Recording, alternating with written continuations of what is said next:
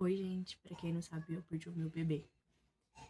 E desde já eu queria agradecer todas as mensagens que eu recebi. E falar também que eu não respondi muita gente, porque eu ainda não consegui. E o que aconteceu? Dia 7, eu tive a pior notícia da minha vida. Eu e o Fabrício, a gente tava indo pro ultrassom de rotina. E a gente levou meu irmão Kevin também. E o Isaac. Porque o Isaac tá com trauma de médico, né? Então, pra gente conseguir entrar tranquilo, a gente levou meu irmão, que por um propósito maior saiu do emprego dias antes e então ele conseguiu ir com a gente, senão ele também não ia conseguir. E chegando lá, eu já tava com uma sensação estranha. Eu tinha comentado com o Fabrini que eu tava com medo, porque na nossa primeira ultrassom eu tava de 5 semanas e 3 dias. Então ainda não tinha bebê pra ouvir o coração. E eu tava com aquilo na cabeça com medo de não conseguir ouvir o coração de novo.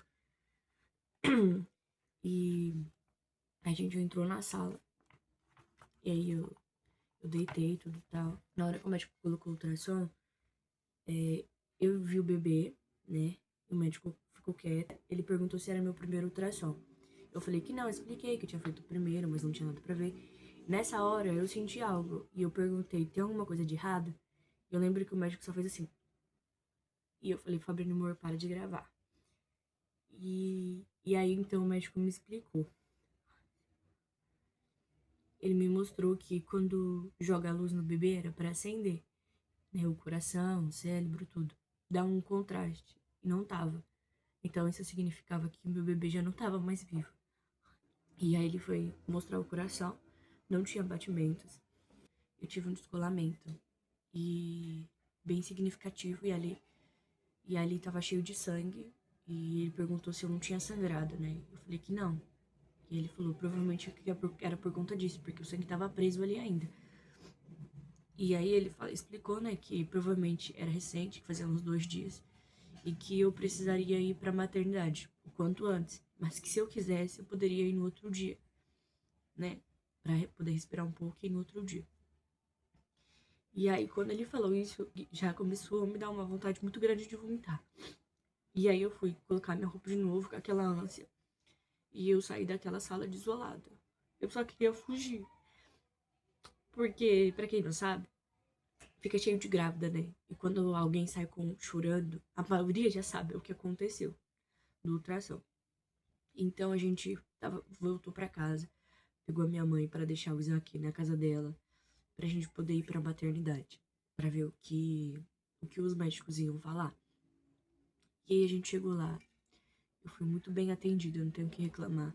Tive que fazer um novo ultrassom e foi confirmado, né, que meu bebê não tava mais vivo, não tinha mais batimento, que ele tava perfeitinho. Só que o principal não tinha, que era o batimento. Então a médica conversou comigo, me aconselhou, perguntou o que eu queria fazer, né? Se eu queria esperar o meu corpo expelir ou me submeter a um procedimento cirúrgico para retirada do meu bebê. E aí eu fiquei sem chão, o Fabrício, a gente ficou sem chão, a gente ficou sem entender. E antes de entrar no consultório, antes de fazer o ultrassom, eu tava sentada sem chorar já, tava ali esperando. E uma moça chegou em mim, segurou minha mãe e falou assim: ela chegou em mim e falou isso, que eu precisava ser forte, mas que Deus estaria comigo o tempo todo. E a gente retornou pro consultório, a médica explicou, né? Eu tinha tido um aborto retido. É quando o coração do bebê para de bater, né? Quando a gestação para de evoluir, mas o corpo ainda entende que precisa segurar esse bebê, proteger esse bebê. Então é por isso que eu não havia sangrado, então por isso que meu bebê estava dentro de mim morto. E aí ela falou assim: você pode ir dormir em casa e amanhã cedo você volta, pra você não preferir ficar aqui, né? Então a gente foi pra casa, a gente voltou pra casa, foi pra casa da minha mãe. E aí eu, no outro dia cedo, 6h30 da manhã, eu tinha que estar no hospital. E chegando lá, tive que fazer a internação, né? Tive que fazer novos exames de sangue. E nesse processo da internação, Deus foi muito bom comigo, sabe? Porque na maternidade tá cheio de grávida, tá cheio de bebê nascendo, cheio de coraçãozinho, a gente escutando o som dos coraçãozinhos das mães fazendo os cardiotocos. E aí eles me colocaram numa área totalmente separada, tiveram essa empatia comigo, sabe? E ali eu fiquei por algumas horas. Tive que fazer uma indução de um parto, porque o meu colo tava muito fechado. E, e aí eu tive que colocar, né, 4 comprimidos para poder amolecer o colo do meu útero. E assim, só depois ir pro centro cirúrgico. E isso demorou um pouquinho. Quando a enfermeira foi falar com a Fabrine que eu já tava anestesiada, era 1h20. E o procedimento acabou às 2h35, foi quando eu acordei. Né? O procedimento em si não dói. Não dói. É rápido, você tá anestesiada. É como se eu tivesse fechado o olho e abrido o olho. A primeira lembrança que eu tenho, perguntei assim pra ela: não tem mais bebê? E ela falou: não. E aí eu perguntei pra ela se ela tinha visto ele. Ela falou que viu. E aí correu tudo bem nesse período. Depois eu fui pra esperar a anestesia passar, né? Pra eu poder ir pro quarto. Quando eu cheguei no quarto, fui descer da maca pra ir pra cama, tinha uma poça de sangue. Né? O meu avental tava cheio de sangue. Mas ainda assim a médica falou que era normal, que era pra observar. Aí eu deitei na cama. Alguns minutos depois, eu tava me sentindo encharcada. E aí quando a técnica, veio 2 técnicas, elas vieram ver, tinha uma poça de sangue na minha bunda, assim, deitada. E elas foram chamar a médica. E a médica colocou a mão assim no meu abdômen pra tentar apalpar meu útero. Só que os médicos falaram que o meu útero é muito pequeno e muito profundo. Ou seja, ele é muito pra trás. Então, eles tiveram que fazer o exame de toque, né? E ali eu senti uma dor tão grande. A me conta que vi o desespero no olho dela, sabe? Viam a dó no olho dela. Assim, eu gritava: para, por favor, tá doendo. Porque tava doendo muito. Mas a médica precisava fazer esse exame pra ver o meu colo, né? Mas o meu colo já tava fechado. Ela não entendia o porquê eu tava sangrando tanto. E aí, depois do exame de toque, eu queria fazer xixi. E aí, na hora que eu levantei, descia tanto sangue, tanto sangue. Parecia que eu tava fazendo xixi. Mas não era xixi, era sangue, era uma hemorragia. E eu nunca vou esquecer essa cena. Eu segurando o avental, né? Assim, segurando o avental assim. E meu chinelo branco ficou todo sujo de sangue, meu pé, o sangue escorria pelas minhas pernas. E aí tinha um outro avental que eu tava usando no chão, cheio de sangue. A médica falou que parecia que eu tinha abrido uma torneira e o sangue pingava, pingava, pingava. E elas não estavam entendendo porque eu tava sangrando tanto. Porque é comum sangrar, mas não é comum ter uma hemorragia daquele tamanho. E aí o Fabrício ia abrindo os lencinhos umedecidos pra técnica, a técnica limpando a minha perna, assim, né? E a outra tentando limpar a cama que tava toda cheia de sangue, aquela poça de sangue. E eu não tava chorando naquele momento, né? Não tava acreditando no que tava acontecendo. E aí eu fui no banheiro, depois voltei e o sangramento continuou por outras horas. Acho que o sangramento continuou até as 7 horas. Até umas 7 horas eu ainda tava sangrando. Aí depois parou. Eu tive que tomar várias medicações na veia, né? Vários soros com medicações também injeção intramuscular pra ver se pro útero contrair e aquele sangue parar. E aí ele parou. Então, no final da noite eu pude ter alta, né? Eu queria muito ter alta pra ir pra casa ver o Isaac. Ficar em casa, sair daquele hospital, sabe? Aí quando a gente teve alta, né? Já era tarde da noite, a médica me liberou. As enfermeiras me liberaram também, né? Porque elas viram a necessidade que eu tava de ir pra casa. E vindo embora, eu e o Fabrício naquele carro. Eu só conseguia chorar e falar pra ele que aquele tinha sido o pior dia da minha vida. Mas que eu tinha sobrevivido. E que Deus tinha sido muito bom comigo, porque ele colocou pessoas muito boas, sabe? Uma equipe muito boa que me abraçavam, deixavam eu chorar, me consolaram em todo momento. Me privaram de ouvir outros choros de bebê. Me privaram de ouvir os cardiotocos. Se preocupavam comigo, sabe? E eu tô resumindo tudo, porque aconteceu muita coisa. Eu lembro de ver o olhar de dó das pessoas, sabe? Quando eu tava quando eu tava na cadeira de roda. Porque todo mundo que vai com a cadeira de roda pro centro cirúrgico, a barriga tá gigante. Então, todo mundo sabia que ali eu já tinha tido um aborto. E as pessoas olhavam com tanta pena, com tanta dó. Eu me sentia tão mal para aquela situação, sabe? Envergonhada. Eu não entendo por que isso aconteceu. Não, não tem causas específicas, assim, né? O bebezinho foi para patologia para ver o que pode ter o que pode ter acontecido, mas provavelmente não vai dar nada, as médicas falaram. E que isso é comum de acontecer, infelizmente, né? De que cada 5 grávidas, uma vai perder.